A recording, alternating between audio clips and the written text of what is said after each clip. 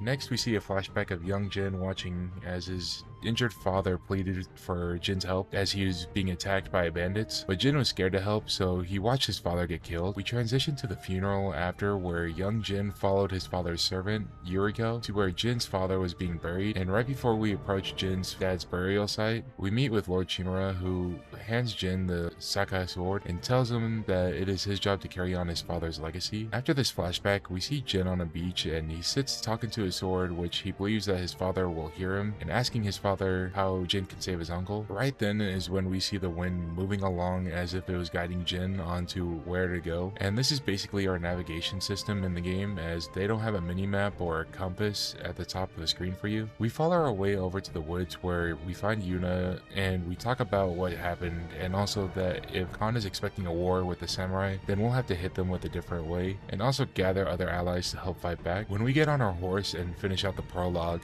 we get a few different main story missions, or tales, which is what the game calls them, that surround a few of the main allies we will encounter throughout the story. I went ahead and started with the closest tale, that is with Yuna, in which her main goal early on is to free her brother, who was captured by Mongols because of his blacksmith skills. Yuna says that we have to go in quietly, as if we go in loud, then they will start slaughtering the prisoners. This is where we get introduced to the assassination mechanic in the game, where this will be the other way that Jin will be fighting back, and that's from taking out the Mongols from the shadows. After we performed our first assassination, we go into another flashback of Jin and Lord Chimera, which just has Chimera hating on the exact thing that Jin is doing now in the present. After that flashback, we make our way through the camp and assassinate any Mongolian that we can, and at the end, we don't end up fighting Yuna's brother Taka. We end up finding another man in a straw hat that we got out of the camp, and at the end, he gives us information about prisoners passing through here before they were moved down to a place called Azamo Bay. This is where we come to the conclusion that Taka is being held there, and Yuna promises us that if we rescue him, that Taka will be able to help us with his blacksmith skills to craft what we need to help with fighting back against the Mongols. After this conversation, we see a different conversation between Khotun and Shimura, talking about what Jin had done, and Shimura refuses to believe it. This is to show the start of the descent of Jin away from the samurai path. After the conversation, we get the tale completion and another story trophy here.